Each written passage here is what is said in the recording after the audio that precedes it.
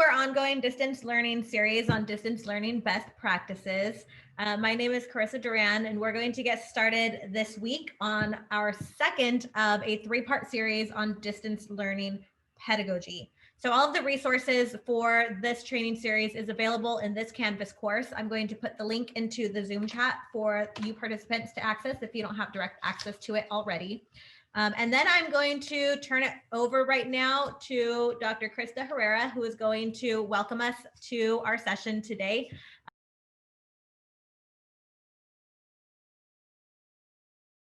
Well, good afternoon, everybody. I have a very short welcome today. I just want to say welcome and thank you to Carissa. And thank you for those joining. I know that there are parent conferences this week, and so some of our friends were unable to attend because of parent conferences, but good news is all of the content is recorded and available to you in the course.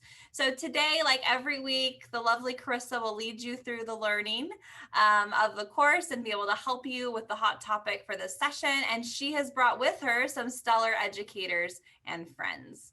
And so here, oh, look, there they are. They just magically appeared. Beautiful. So huge thank you to our educator friends who are TK second grade specialists at Peak to Peak Mountain Charter School and Laurel Glen Elementary School. So thank you guys so much for being here with Carissa today. And I will go back and turn it over to her to share the outcomes. So thanks so much, Carissa. And thank you so much to our educator teammates.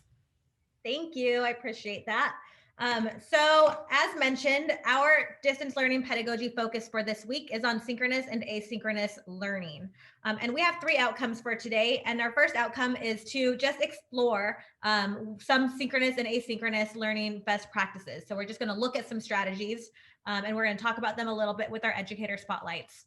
The second is that we're going to identify some key considerations for you to evaluate when to deliver content synchronously or asynchronously. And then finally, we'll invite our educator friends to share some of their own thinking and design considerations when they're planning out their courses and figuring out the best practices for synchronous and asynchronous learning. So I love what Dr. Herrera did last week, and she asked us to identify which of these three outcomes we are most excited to hear about this week. So in the Zoom chat, if you would, please put a 1, 2, or 3 into the Zoom to let us know which of these three outcomes you're most excited to hear about. We already have a 1, 2, and 3, so this is just perfect. A lot of 1s and 2s, a lot of 1s. Awesome. So if many of our main goal this week is to just explore some best practices, I think you are in for a treat because some of the examples that we have coming from our educator friends later on are really special and can really help us to just explore our own thinking as we're designing for our particular students. So as mentioned earlier, we do have two educators that are here from Kern County who are going to help us to explore these best practices, and we'll hear from them in an educator panel in just a few minutes after I sort of lay out some shared understandings and some initial definitions. We're going to dig into some of their exemplar courses, which are really going to help us think about what it looks like in practice. So as mentioned, we actually, let me stop myself for a minute. I would like to actually come back to our modules here and do a quick check-in because it is, of course, the week before Thanksgiving. We've already heard we're in the middle of parent conferences and all sorts of other holiday shenanigans. So let's go ahead and let's do our quick check-in because it is really important for us to center on ourselves for just a second. So within the course, there is a link right here under distance learning pedagogy, synchronous versus asynchronous. There's a link to your check-in question. I'm also going to put that link into your Zoom chat for easy access. So if you do not have access to that course, here you go. All right, so there's a link in the Zoom chat. We're going to go to our check-in question, and our check-in question is just on a scale of cat, how are you feeling today? So you can actually go ahead and you can mouse over one of these little cats here and you can actually let us know how you're feeling. It'll look just like that when you're done. And let's check out our responses here because this is actually maybe the most fabulous poll I've ever done. If you can't click on this link, please feel free to just put the numbers into the Zoom chat as well. Awesome. I hope you got a good laugh out of that because I sure did. You guys cheered me up. Okay, so let me hop on back over to where we were just a moment ago. And let's settle into some of the content for today. So developing a common language, of course, is super important for us to be able to share an understanding of what we're talking about and to dig into this work together. So today's topic is, of course, synchronous and asynchronous learning. You'll notice this really great and simple graphic from EduBlogs, which is going to just kind of give us the definition that we're going to settle in on. So the definitions that we have here for synchronous learning is just learning that occurs at the same time. And asynchronous learning is when your students are learning at different times. Now, underneath those main headers that you see there in blue, you'll notice that there are a few kind of pros and cons of each of these learning types. And what I want to preface this with is saying this is an infographic, it is simplified, and there are absolutely always exceptions to the rules. But generally, when we're looking into synchronous learning, we know that communication happens in real time. We know that there's a potential for it to be more engaging and more effective. And we also know that it allows for some things like instant feedback and instant clarification of ideas that are less possible in an asynchronous environment. Now, on the asynchronous side, we can see, of course, that the communication is not live, but there is, because of that, the potential for you to have more flexibility and more convenience. And then, of course, the major benefit of asynchronous learning is that your kiddos get to learn at their own pace. And these are, again, exceptions to every rule exist, but these are just general principles that align with each of these learning practices.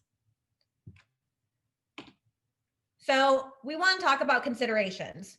Some of the reasons that I might consider asynchronous learning might be that my time is limited and the task demands flexibility. So we just saw that asynchronous learning can be more flexible and more convenient because it's sort of anywhere, anytime kind of learning.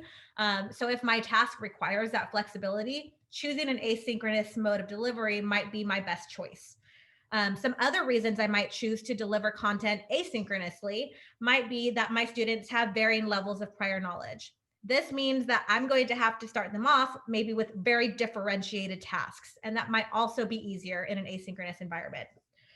When we're working from different locations, which all of us have that shared experience right now, and we're unable to establish a common schedule, or people can't meet the demands of that common schedule, asynchronous learning comes into the rescue. Some other considerations: immediate feedback is not required. So if I don't need to answer a question on demand in that moment, I might choose asynchronous learning because it doesn't have that demand on my time. And then finally, if I have instructions or I have a project or I have some learning that I need to deliver to my students that is complex, and the instructions really require a lot of processing time. Maybe in a classroom, you would have given instructions and then asked everybody to sit down quietly and think about it and take notes for a few minutes. This might be a situation where in an online class, you would choose asynchronous learning because they need the time to process anyways. So we can save that for asynchronous time so they have the flexibility to do that on their own. So these are just a few reasons why I thought of, after reading several resources, for considering asynchronous learning. I would love for you to give us a little bit of your own thinking as well. When you're designing your course and you're deciding what is going to be delivered asynchronously, what are some things that might lead you to choose asynchronous learning? I'm going to give you a couple of minutes and you can go ahead and you can post that in the chat, in the Zoom chat here on the side. Or if you have the annotate tool on your Zoom, you can see the little annotate pencil, or when you click more under my screen sharing banner, you can see the word annotate. You could actually write right on here. You can write directly on my slide, just like you're seeing there. So if you have the annotate tool, go ahead and use that. But the Zoom chat is also open for you. And I see some responses are already coming in. So thank you so much. I'm seeing how past classes have performed. So that is an awesome recognition there, that when we're designing for synchronous and asynchronous learning, when we're designing for learning at all, right, in any context, we consider past performance.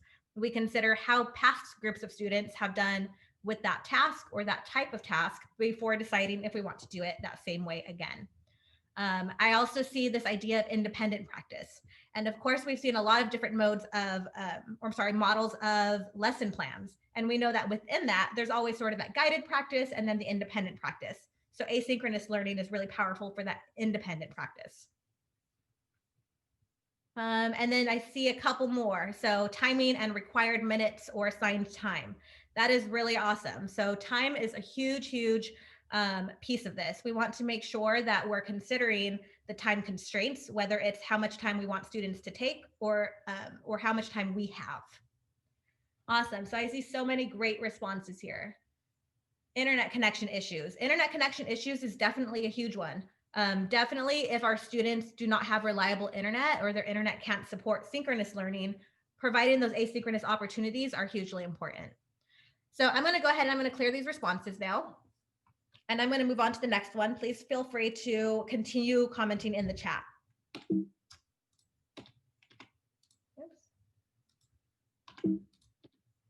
Okay, so a few asynchronous learning activities. I want to just give you this infographic because I just love when other people visually represent the complicated thinking that's going on in my brain. So if you haven't heard of Caitlin Tucker, she's a sort of educational blogger and teacher. She comes up with really fantastic infographics that helps us to consider some of the things that we need to put into practice every single day.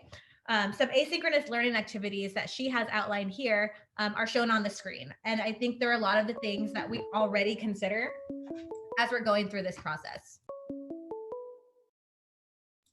So some things like reading and taking notes, watching videos, practicing and review, researching or accessing resources. These are all activities or strategies that are best used in an asynchronous environment.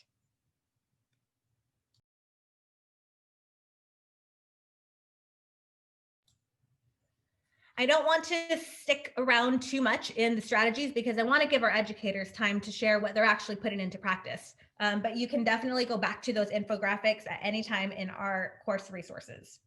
So hopping on over to some considerations for when I might implement synchronous learning, I have another 5 items listed here. And even as I'm talking, please go ahead and add into the chat or right on the screen there with your annotate tools some other times you might consider synchronous learning. So one consideration might be that students and teachers are feeling isolated or disengaged. And we know that relationship building is hugely important, not just for our social emotional well-being and our sense of community, but also actually for academic success, right? We know that that we perform better when we feel better, and we feel better when we're connected. So that might be an opportunity for us to consider choosing synchronous learning when we have that choice. Another one is, as a teacher, if I am trying to set some clear expectations, and these expectations are going to require some immediate clarification. Maybe I know in advance, especially from past experience, that my students don't really catch on to a particular idea or a particular set of expectations. And I know that no matter how many times I try to rework my lesson, I'm always going to have to clarify in that moment. I might choose to deliver that content in a synchronous session. And that's going to help me to immediately respond to the needs of my students. Another consideration is that learning requires constant opportunities for interaction. We know this, right? As educators, you already know this. This is not a new thing, but it is a special consideration for developing your content with either a synchronous or an asynchronous learning style. So when I know that my students need to constantly interact, either with me or with one another, or when I know that interaction and collaborative learning produces the best results for a particular skill or a particular acquisition of knowledge, then I want to consider using a synchronous learning opportunity. So the next 2 involves the need to collaborate on shared problem solving. This is really similar to the previous one, but it's especially important when we're teachers that are also implementing strategies like problem-based learning or project-based learning, or structured math talk. Strategies like this require synchronous time. And so while I can have a discussion board or a Flipgrid and I can still ask my students to communicate, I know that if I have the choice, synchronous learning is going to best serve the needs of my students. And then, of course, supporting small groups of students or hosting one-on-one conferences and check-ins. This always happens best in a face-to-face environment. Sending my student an email will not have the same impact as speaking to them face-to-face. And so when I'm considering scaffolding for a small group, or I'm considering a reteach of a lesson to a particular student or to a small group of students, I might consider how to build that into my synchronous learning time as opposed to my asynchronous learning time. All right. So those are my 5 that I got as I was going through some of the research and some of the thoughts that are out on the internet right now around distance learning. And I see in the chat that there are a couple of people that have already commented on some other considerations for synchronous learning. So again, in the Zoom chat or by annotating the screen that I've shared with you, go ahead and let me know, what are some other considerations? When might we consider using synchronous instead of asynchronous when we're given that opportunity to choose, or when we're choosing which content to put into a Zoom versus into my Canvas class?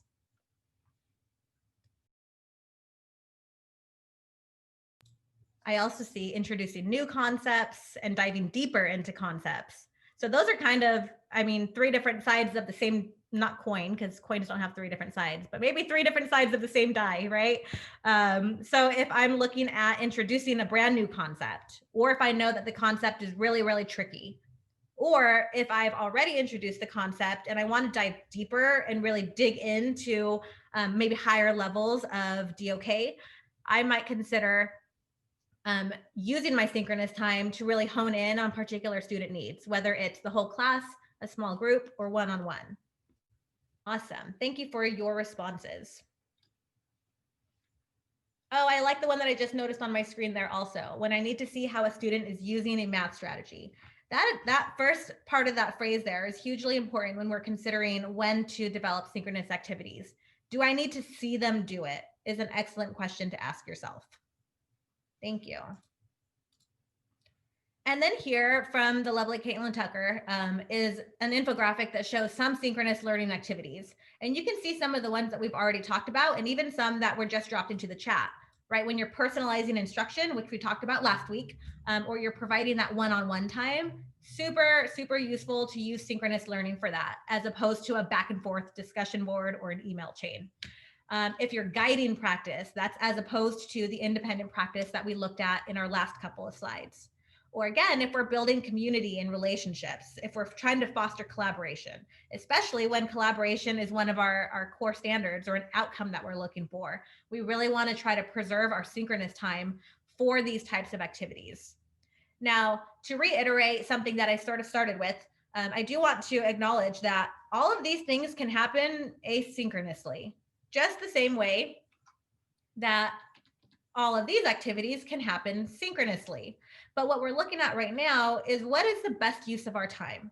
So each school, each district is going to have different expectations around how you plan synchronous and asynchronous time. And that is a constraint of our organizations. But as educators, when we're approaching this from a pedagogical standpoint, and we're thinking about best practices, when we are given the choice of which of our content to deliver synchronously or asynchronously, or what types of activities or tasks we want to assign during our synchronous time or asynchronous time, these are some of the considerations that we want to have in mind. So one design consideration that I wanted to bring to light here is this idea that we really do serve at the constraints of the systems that we're in. And it's not just our school systems, it's also our systems of the states and the government that we're under. So we know that in California, many of us have fallen into the purple tier. And while schools have opened, schools are shutting back down. Or while hybrid opportunities were possible, maybe now they're being more limited again. And so what we have to consider as teachers is how to design in our online environment in a way that's flexible so that we can use it whether we are face-to-face, online, or something in between, right? This idea of toggling on and toggling off is going to require us to design with some flexibility. So that's what that second point there says. We want to design for distance, hybrid, and blended. And when we're doing that, using visual cues might also help support our students in maintaining some continuity between the virtual environment and the face-to-face environment. If I have all of my work in my LMS, in my online class, I can use visual cues like icons or emojis or other graphics to let my students know what type of activity is this. Is this a talking activity? Are we going to be face to face? Is this a video that you're going to watch? And that way, if I get to see them and deliver that content in person, that's awesome. And if my school is shut down and they have to watch the video of it, they already know what to look for. So this is the type of design considerations we want to bring into this relatively uncertain environment so that we can provide some continuity to our students. All right, so here's my favorite time, and it's the reason why I talk so fast in the first half of this, so that we have some time to talk to our teachers. So here's our educator panel, and we really want to focus in on how do our own colleagues balance synchronous and asynchronous learning opportunities.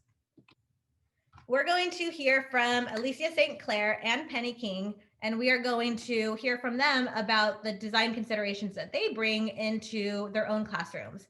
What do they think about when they're considering synchronous design, when they're considering asynchronous time, and what does that actually look like in practice in their classrooms? There are 3 questions that I have given to our panelists ahead of time, and those 3 questions are here on your screen. How do you decide how to structure your synchronous and asynchronous work? What have been the most successful strategies that you used in each of those modes? And then finally, which tools support your distance learning design? And even which of those are you going to bring back into the face-to-face classroom when you have the opportunity to do that? I'm going to pause for just a moment, and I'm going to ask you as the audience, if you have any other questions that you would like to bring to our educators, please feel free to put them into the Zoom chat. And if we have a chance to get to those also, we'll make sure to do that either during the panel or immediately thereafter. All right, we're going to kick it off with Alicia St. Clair. And I believe she's on here. I just saw her little picture. There she is. I'm here. Hi. Do you want to introduce yourself first? Yes, thank you. So I'm Alicia St. Clair, and I teach TK 1 and 2 at a charter school in, well, it's in Kern County in Fraser Park area. And also I'm the technology specialist at our school. So taking a look at how I choose between synchronous and asynchronous learning is it's kind of funny. Of course, I spent a whole lot of time thinking about these ideas and what was important to do with my kids on Zoom when we're face-to-face, and then what can they do on their own. I also have the unique class. I mean, right, we have 4-year-olds and 8-year-olds. So I'm all over with their ability levels. So the first thing I had to look at for sure is what can these kids do on technology and fine motor skills too.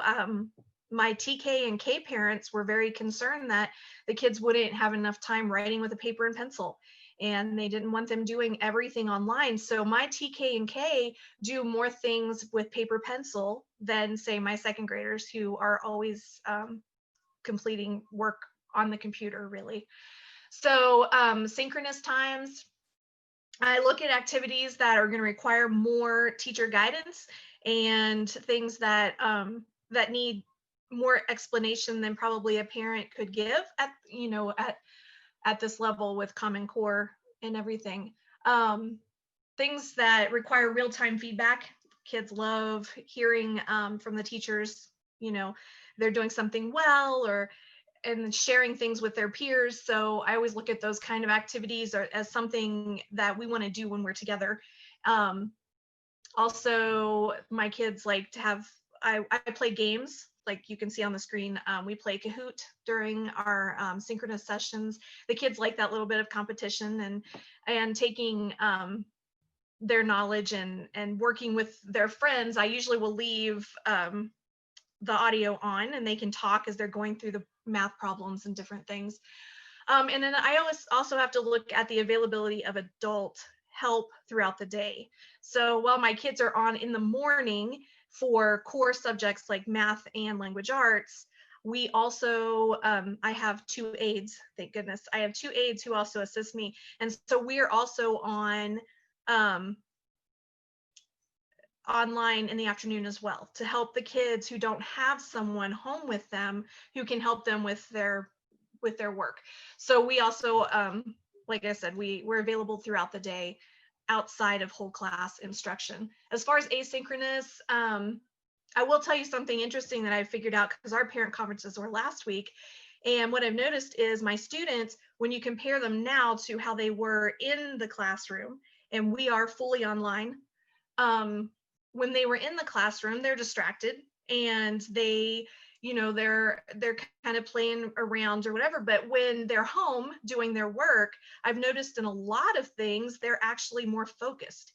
So they're maybe reading more, and they're actually thinking, as I compare them to past years, thinking more about what they're doing. So I have found that really interesting, that being at home, has actually given a lot of my kids the opportunity to really focus more on the work that we're doing. My kids absolutely love doing media recordings, whether it's on Canvas or on Seesaw. So asynchronous time, they can just be talking back to me about something that they read or showing me their STEM projects. We do all kinds of activities every week. So they really enjoy doing those things. And that can be done outside of our whole class instruction time. So on the screen right now, you can see some examples of some activities that I have chose to do with my class. The first example there, the Seesaw for letter identification, that came about with TK and K kids especially. I have worked one-on-one with them in Zoom sessions to assess their level with letter fluency and identification and comprehension and all of those things. But I can't meet with them every single week one-on-one. So I will put out on Seesaw these little activities occasionally every few weeks, and they can sit there, and this is just a screenshot, but you can see there's a play button. So they read to me the letters that they know, and if they say it correctly, their parent marks it off. So the ones that this child have marked in blue, those are the ones that they were able to identify. So I can do that from home. I can watch and see where these kids are, and they're taking their time. I think this particular student did this at 4:00 in the afternoon because they needed a break after we were in whole class. So this is something we can do asynchronously, and they are more comfortable. They're not face to face with the teacher. There's not that anxiety that maybe myself or the parent has put on them. They're just kind of reading this. Now, a downside to this that I'm sure we've all experienced is parents sometimes can overstep and maybe help a little too much. What I have done with that is I correspond with my parents a lot, and I send them messages that just remind them that the kids are here to learn and they are not expected to know everything right now. So it's okay if they get things wrong, and just trying to help the parents remember that, the growth mindset, they will get it. They may not know everything yet, but they will get there. So my parents are actually doing really, really well now with just kind of sitting down and running the technology part, but the kids are the ones doing the work. So Alicia, I love that you just said my parents are doing really well now. They're definitely a big part of this online learning experience, right? Yes, they are absolutely. Yeah, and I talk to most of the parents of my students at least once a week, some of them every day. So we do have a lot of communication. The second slide the second picture I have up here is Kahoot, which I have already kind of talked about. We do this in our live sessions. Usually once we've learned something in math, then I have the kids practice on Kahoot. And then we've also done grammar. And this week we focused a lot on just Thanksgiving and different activities before break. So they love this, and usually as soon as we start the day, they ask if we're going to do Kahoot today. So this is something that they love, and the parents also like to tell me how much the kids love playing this game online. So saying that, we were talking, Carissa and I were talking earlier, and I think that communication with the parents is huge. it is, I'm on Class Dojo. And so sometimes even during my Zoom sessions, the parents are saying, hey, wait, this didn't work, whatever. And it's a lot. I have 5 devices sitting in front of me right now that I use while I'm teaching. So it's a lot. But the thing is that I know in real time when something is working and when it's not. And I have students, just like I'm sure we all do, who have bad days. And maybe they're in the middle of class and they get really sad and something just really bothers them. All of a sudden the camera goes off and I don't know what's going on. So I will check in with the parent real fast. What's going on? Is everything okay? And usually get feedback pretty quickly about what's happening in the house too. Because I can't say I don't love not being able to see my kids all the time. So when they are having a bad day and the camera's off, that's tough. But the parents are really good at communicating with me. And I know which ones are right there and which ones are probably working and can't talk, but I will check in with those parents later in the day. The other example on our page right now is my homepage. And because I have multiple grade levels, this, uh-oh. Okay, I got it. Okay. This was quite a task. I actually sat most of the summer just trying to think, how am I going to set this page up so that my kids have one place where they can go as a whole class community, and where they're gonna get the same materials, because when we're in the classroom, my whole class is there, and we split up for grade level curriculum, and I wanted it to look like that on Canvas. So what I did was, of course, I had the Blackboard at the top with all their names on it, so they all know they're part of the community. I start my my Zoom meetings. I have a class picture. It's a family wall, so they've all sent me pictures of themselves. And as they're all coming into our Zoom meeting, they can see each other and their names are posted. As they scroll down this page, our school meets at 9 o'clock in the morning. The whole school meets, so we can do the pledge and patriotic songs, and we do an SEL lesson at that time. So they know where to go to push the button to find that Zoom meeting. And then the other 2 below that are links to my aids. So one does a story time 4 days a week at 1 o'clock. And the other one is leading a thing called Messy Monday on Mondays at noon. The kids get on, and so they've played with pumpkins, and they have taken leaves and sticks from the outdoors and made art projects out of them. And this is really just a time for creativity and just really being kids. They love it. I email the parents beforehand what materials are needed. The last 2 weeks they've played with Play-Doh, and they made it themselves. So this is just another afternoon activity the kids enjoy to do. And then down below that are all of my buttons for the whole school, or the whole class, I'm sorry. So the TKK button takes my kids to that course. The first grade button takes them to that course, and then second grade, same thing as my second grade course. The bulletin boards at the bottom, that's where I put all of their art projects. We meet every Thursday for a directed draw, and I have bulletin boards in there that show off everyone's work. The libraries, I always try to keep at least 2 virtual libraries going, so the kids can go in and watch videos of the books being read to them. And I usually keep them themed with whatever time of year it is. And then their Zen room, it's so funny. They love this little room. That's just where they can go. And there's breathing exercises and yoga and different things for them to do throughout the day if they need a break. And they do talk about this. One day I had a student who was pretty stressed out, and another one said, hey, you need to go to the Zen room.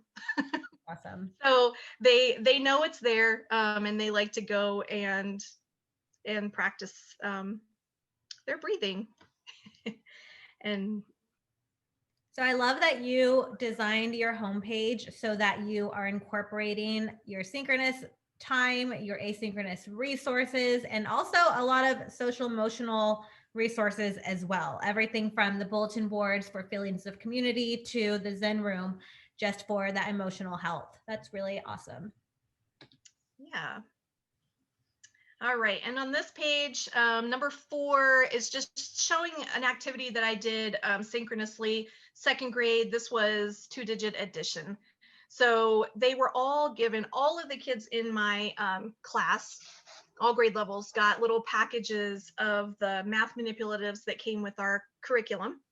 And so on this particular day, I told my second graders, I emailed all of them and their parents and said, you can use those tools, or you can bring something from around the house. They needed 10 long objects to look like base 10 cubes, and they needed, I think I did 30 small things. So you can see mine at the top, I used Twizzlers and Skittles. And then the student below used Twizzlers, and she also had linking cubes that she pulled apart. So we did that during class, and they like to put their cameras down so I can see, and then I can watch them too during this time, and they enjoy it. They laugh at me now because we use candy for math. So, you know, we didn't do that in the classroom that much because we always use the tools, but. I think that's a great combination of sort of physical activities and the digital, you know, context. So just because students are on Zoom doesn't mean they need to use virtual manipulatives. They can still use, you know, actual tangible manipulatives and get that real world feel without feeling like they're completely enveloped in the online world. That's awesome. Yes. Number 5 is just showing my module. So in every one of my course cards, I have the same module. I use the same format, and I set those up, like for this trimester, I've already got the next 9 weeks set up. They always start at the top. They know what week of school we're in and what the date is. The next one, our week at a glance, shows them a lesson plan for the week, and it has the whole week's lesson plan. So when my kids can't get into Zoom, or if we have a lot of power outages in the mountain. So if we have a power outage or the internet's out, I just remind the parents to go to the week at a glance, pull that up, and they can see exactly what we were going to do for the day. And then as you go down below that, I have everything broken down by days of the week. And then we do all subjects in this one module. So you can see this one has math to language arts, social studies. All of the different things are in here for the kids to click on. And then we use the same emojis at the beginning of each one, so they know what to look for a test and what to look for reading. Our afternoon activities are all marked with the same emoji every single week. And so the kids kind of know how to follow this. It is funny, my different grades, like the TKKs, they are pretty good about waiting until after the Zoom lesson to do their work. I think first grade's still doing pretty good with that. Second grade, they like to get up early in the morning and do work before we've learned it. So I do not publish second grade work until I am teaching it. And then they can work on it after they've learned it. Because I've also seen at this grade level, even when I check things and send them back, they don't always go back and check. So I've had to figure out, you know, that little trick too, so the kids don't work on things until it's actually taught. So for everyone, regardless of the learning management system you're using, being able to make content available to your students when it's appropriate is another design consideration that I'm hearing that you're employing here. So if some students maybe are going ahead, but you actually do need them to be on the same pace or on the same schedule, you can just prevent them from viewing that content until you're ready to deliver it. In the same way that in a face-to-face classroom, I can just not say anything or not give them their, you know, their handout until I'm ready for that learning to occur. That's a super important design consideration. Yes. And then number 6 here, this is an example of a game that the kids did in synchronous learning time. And I love, so my aide did this one, and she wrote up there, you know, don't click on this until I tell you to. And what the kids did in the Zoom lesson was they clicked on their own name, and then they got their cards. So if you've played the game, I Have, Who Has, that's what this is. So the kids have their deck of cards now, and they all got 8. And they went around and played this game with their sight words for the week. And I think they really enjoyed it. Something I wanted to say I forgot earlier was the second graders are able to play Kahoot. I don't know if any of you guys have tried this, but the kids have to be able to see my screen and their screen at the same time to play these games. And that is not something that my first graders were ready for. So for first grade, we got this game, something that they could just look at one screen at a time and play. So these are all things that we have to think about as we're creating lessons and different opportunities for the kids, is also their ability to do different things on technology and whether their parents are nearby to help them do it the first time and the second time. So thank you so much, Alicia, for sharing. One of the big takeaways that I'm seeing is that you've really determined what each subsequent lesson looks like for your students based on their grade level or based on their general reaction or engagement with the work. You're kind of customizing and kind of refining and perfecting along the way, keeping that yes. same structure, but really changing up the stuff inside of it to meet the needs of your students. So not finding one thing and sticking with it, but really evolving to meet the needs. Thank you so much for sharing. Yes. So the next one we're going to hop into is we're going to spend the second half of our educator panel here with Penny King. Penny, would you like to introduce yourself? I see your picture down there. There you are. Sure.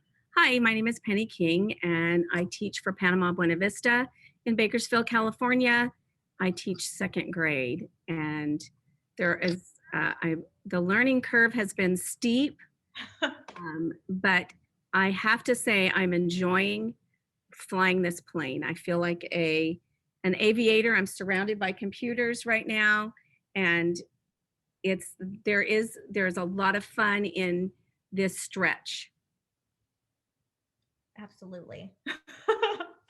So you're going to share with us a little bit about what you're thinking about as you're determining your synchronous and asynchronous sort of strategies and best practices.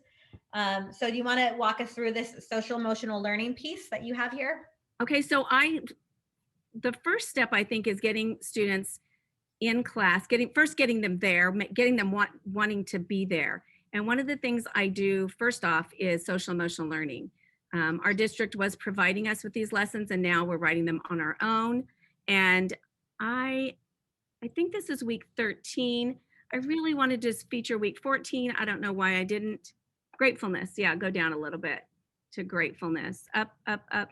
And now I feel like go ahead and open it. So gratefulness is what we've been doing this week because it goes along with Thanksgiving, and doing things that are fun. So I check in with them every morning. How are you feeling? That helps me take role. And then we do something like on this day, we did a thankful video and there were questions. So I can go in to moderate this quiz on the side, or Speed Grader. Speed Grader is probably easier. So right here, I can see who's done. But in Speed Grader, I can let them actually read what they wrote, what they answered. And they love doing that, both in social emotional learning and then again in Notice and Wonder for math. And so getting them engaged and interacting right away seems to make them want to be at school. I also just let one student in at a time. At the very first student that gets there, I let that person in alone and have like a 1-minute chat. Wow, you're first. How are you? I'm so glad you're here. And I take turns letting people be first. They think they're first. Sometimes they're not first. Sometimes I look at who's in the waiting room and pick somebody who hasn't been first or has been late a lot, and then I encourage them to be there. So I feel like that's the first step in this distance learning phase, is getting kids to want to be at school every day.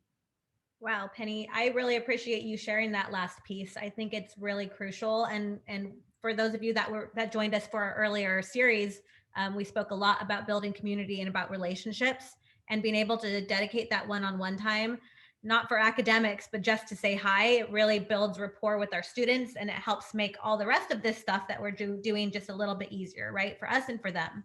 Right. And when they say they're sad, when they're telling me how they're feeling, then I make it a point at recess to pull that child into a breakout room and just say, hey, what's going on? How are you feeling? Why are you feeling that way? What can I do to help?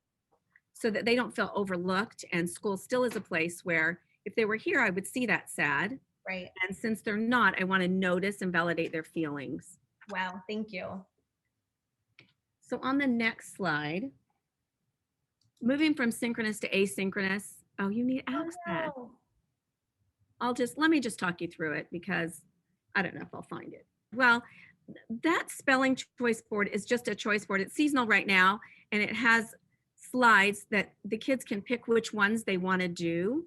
And so that helps them want to be at school. It makes school fun. It gives them choice about doing activities. I also wrote on that slide using Lexia, Reflex, math games, AR tests to move them from that time together to that time by themselves.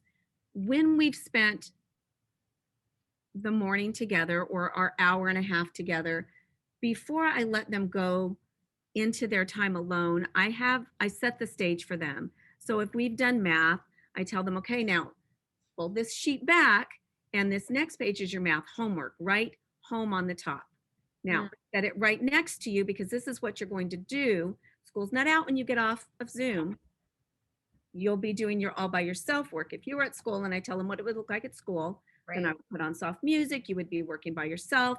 But when we hang up or when you leave Zoom, you'll still be working by yourself. So I set the stage for that asynchronous time.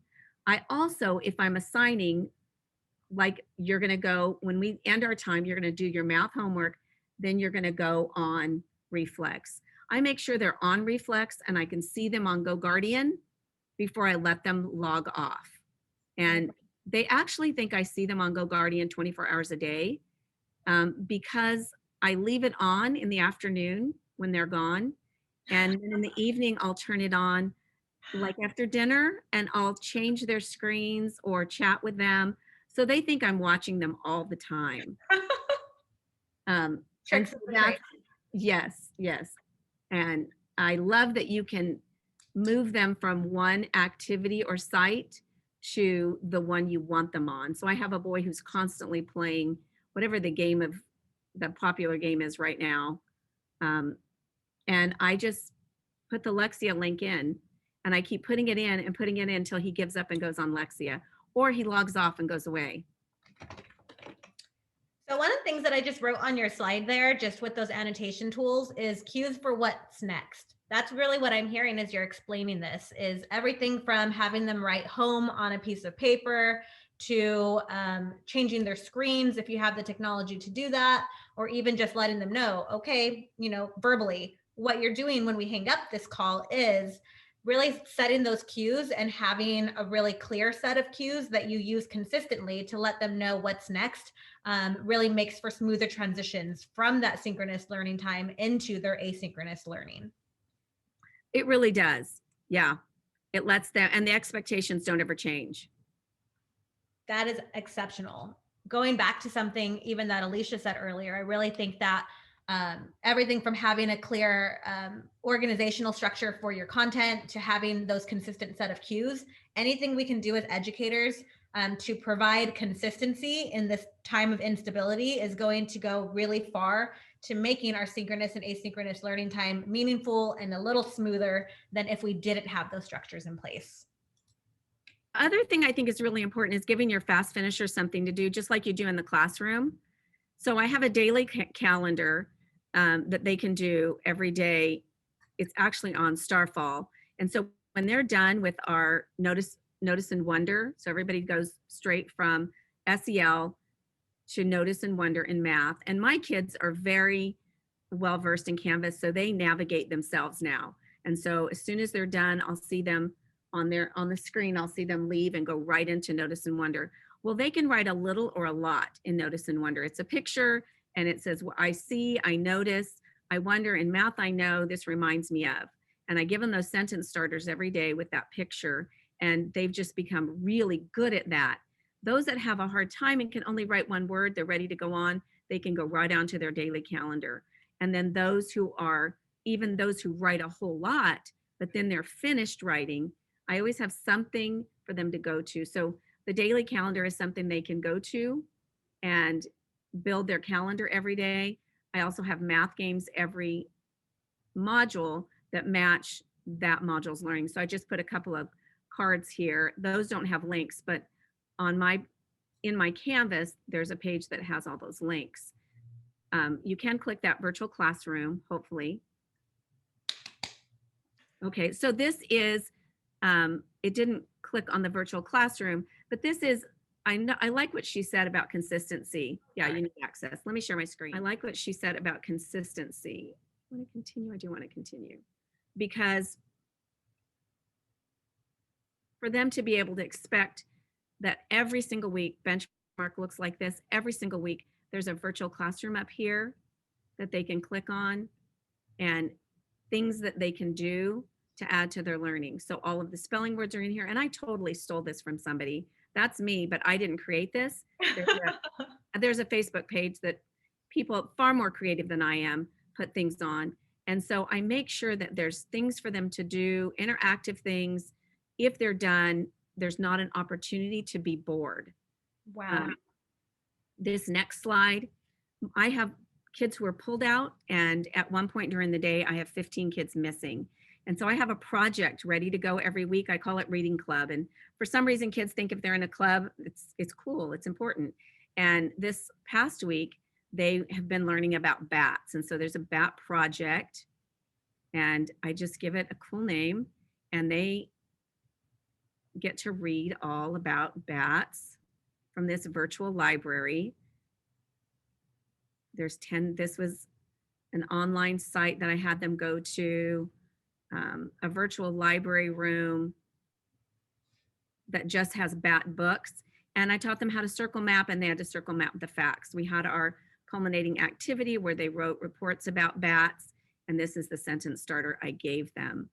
Penny, what I really like about what you're showing us here is that you are maintaining that consistent structure, and you're also keeping it super simple.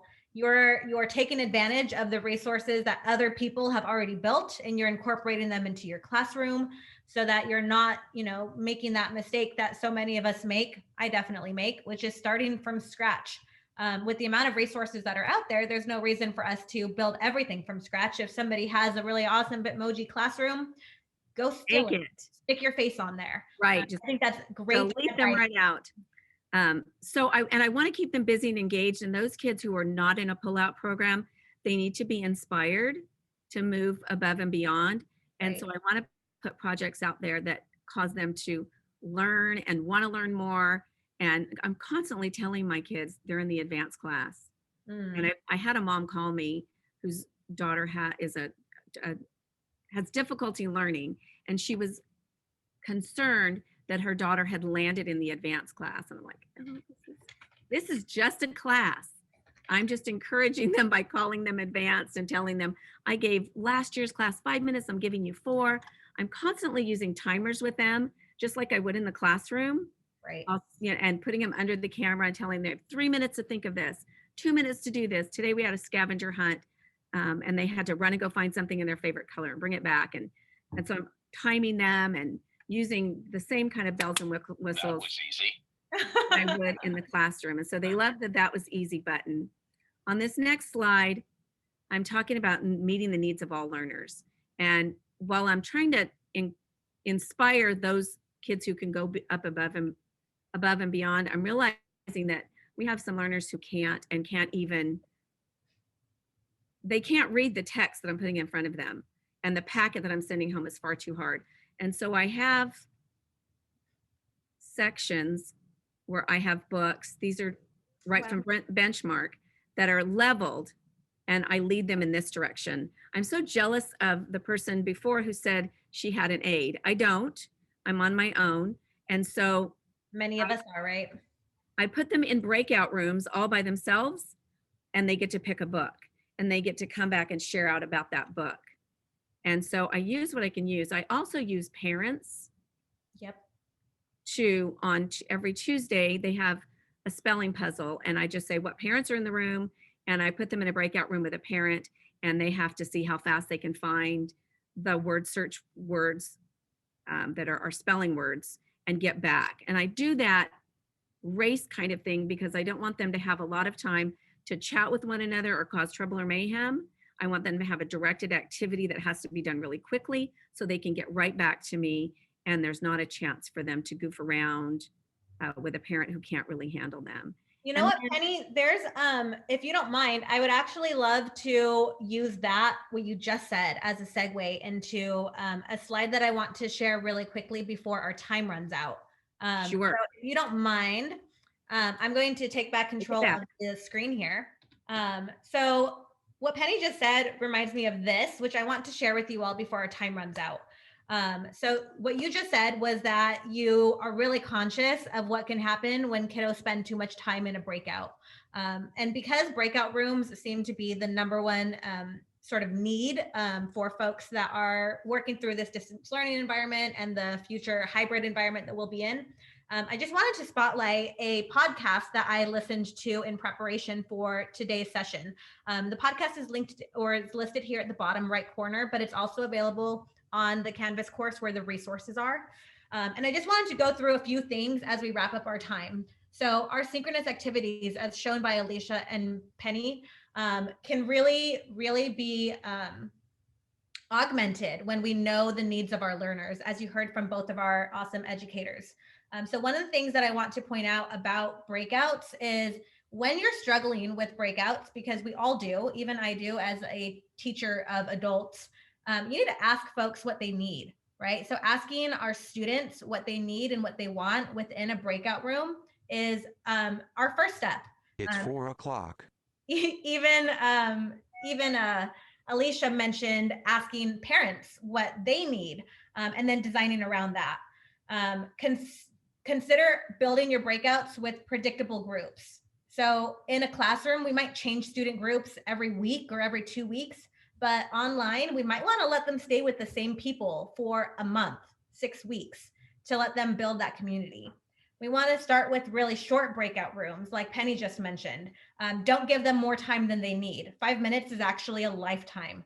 And then, like Penny also just said, we want to assign very specific questions or tasks. Instead of saying, hey, go solve a problem, and then you end up with one kid solving it while everyone else is just sitting there silently, you might ask them to share a strategy that they use to solve the problem and share it even if it's a duplicate. And so really just considering these things about breakouts are going to help to improve our synchronous time with our students so that we can better design and utilize the asynchronous time.